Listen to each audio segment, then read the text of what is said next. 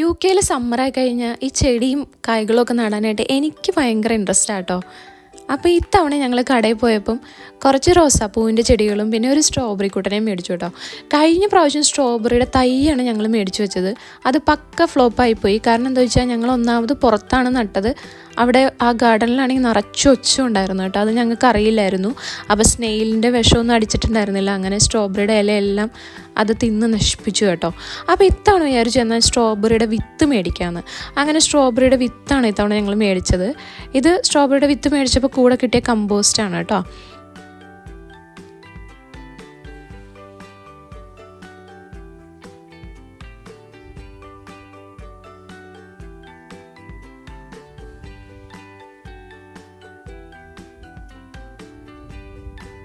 ഇതാ അപ്പം ചെറിയ കവറിൽ കാണുന്ന ആ സംഭവമില്ലേ, അതാണ് കേട്ടോ വിത്ത്.